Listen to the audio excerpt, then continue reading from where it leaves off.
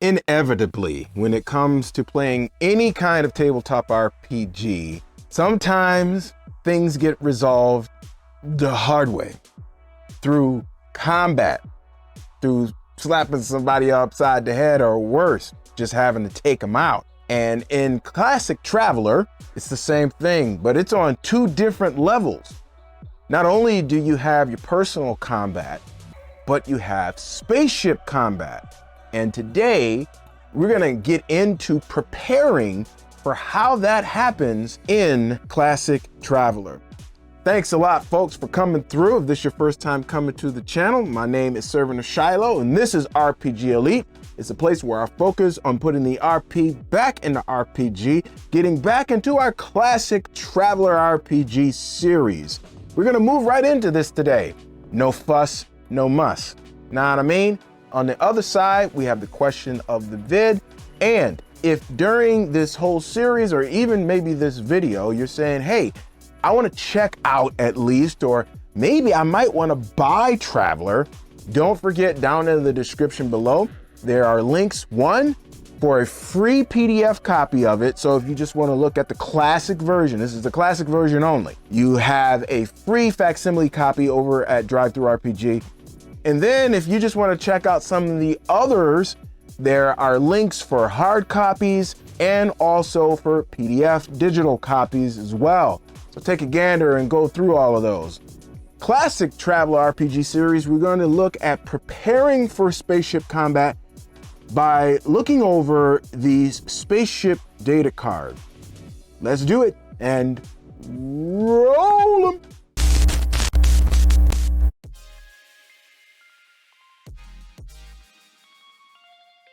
Back in the day, we didn't have the luxury of virtual tabletops and smartphone apps. So when we had to keep track of details, we had to do it in notebooks and or loose leaf paper we put in folders or 3-ring binders. The system to keep track of spaceship details back in the day was done on 3x5 index cards. Now I'm sure there's still people who are out there who still do that in the same exact way for their live sessions or miniature combat, or maybe they just have an aversion to computers and tabletop RPGs, who knows? But for this series, we will lay out what it would look like in old school. So we got that 3x5 index card thing that will go on, and then we're gonna flip it.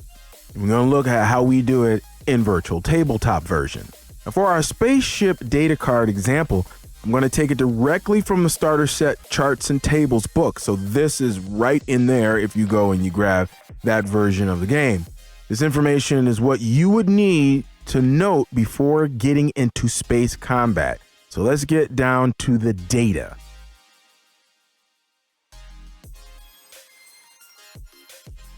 All right, so here's your facsimile of an index card.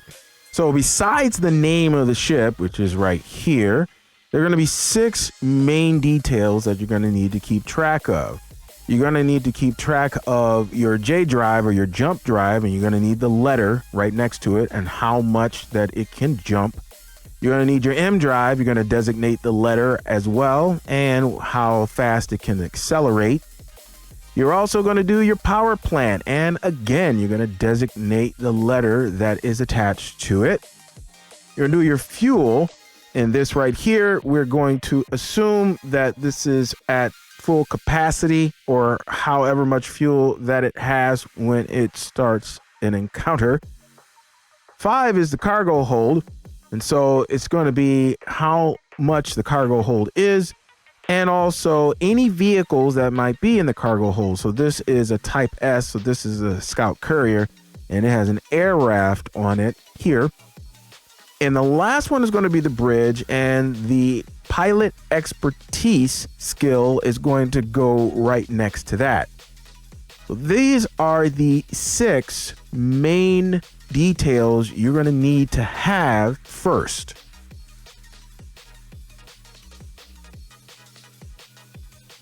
Next, you're going to list your weaponry data, and the first thing you're going to list down here below your primary data is going to be the number of turrets that you have.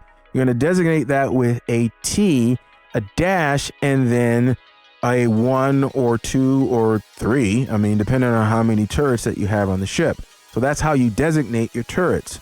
Now, next to that, you're going to designate your weapons.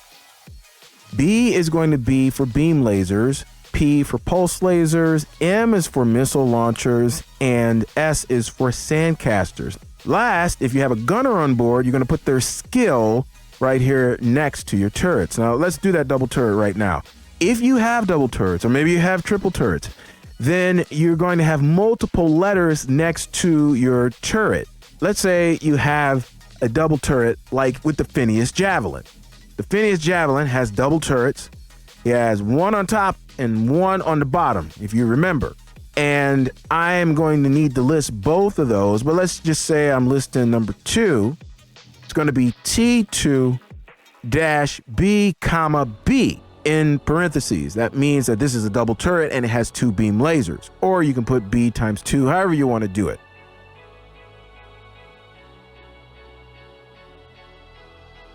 Last on the list of information, you're going to be listing your computer data, and you're going to do this to the right-hand side on your index card, and you're going to list the model number and its capacity, which includes its CPU and its storage. Now, underneath that, it would probably be better if you did skip a line. You're going to list all of the software that you have and how much space that it takes up. So there's 1 here, 1 here, 2 here, 2 here, so on and so forth. And you just mark what kind of software that it is. So you're going to list all of that over here on the right hand side together.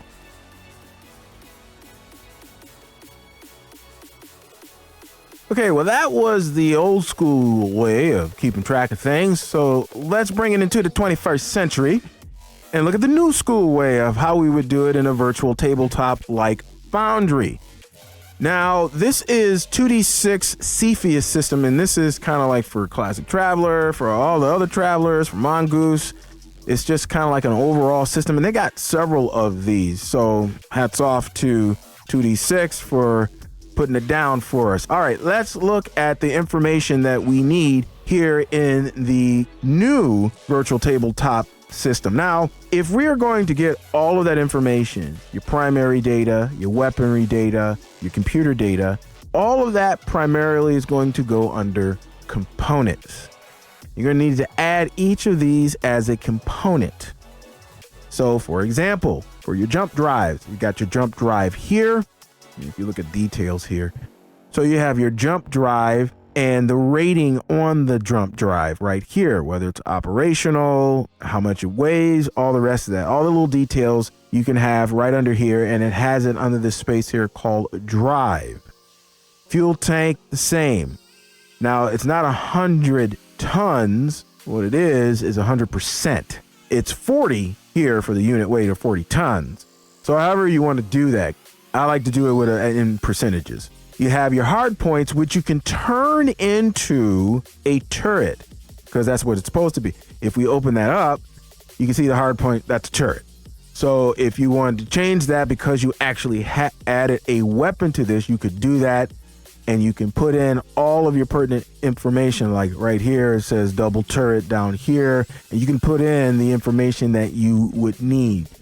Up top here, you have the computer data. You can go in here and you can list the tech level. Here's your model number rating right here, and your CPU and all the rest of that information. You can put that down here in your description. So you can list down here your CPU capacity, whatever that may be. It might be 2 and 4. It's 2 and 4 for the Scout. And then you can list all the rest of the software right next to it, right down here in the description. Just makes it simple. So that's how all of the information that you would need for your Spaceship data card would be listed in something like Foundry. Might be a little different in others, but if you're using 2D6, it probably is pretty similar and the same. So you don't have to have an extra card or anything. It's right here, and then you'll be good to go in case you run into somebody that's not so friendly. So there's a little something to prepare you in case, things go a little sideways. You will be ready to go. Hey, if you got any value out of this video, maybe you learned something new, or maybe, hey, you know, just wasn't a bad video, entertained you a little bit, or just good to have as background noise, whatever. Can you do a brother a solid? Can you go ahead and crush the like button for me? Because that I would greatly appreciate. Can you just give me a little bit of YouTube algorithm love? Also, if you want to stick around, I, God willing, come out with videos every Tuesday and Friday.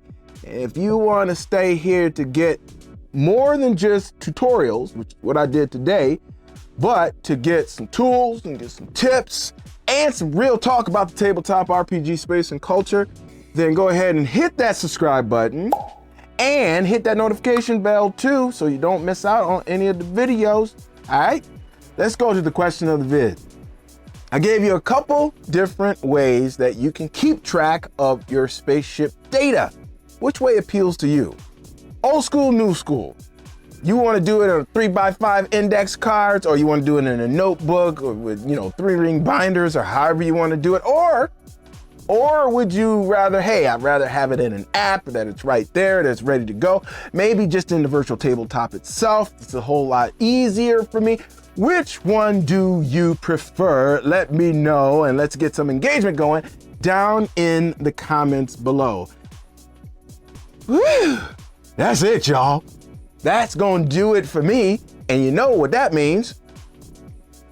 I'm gonna have to, do my snaggle puss. So exit, stage left.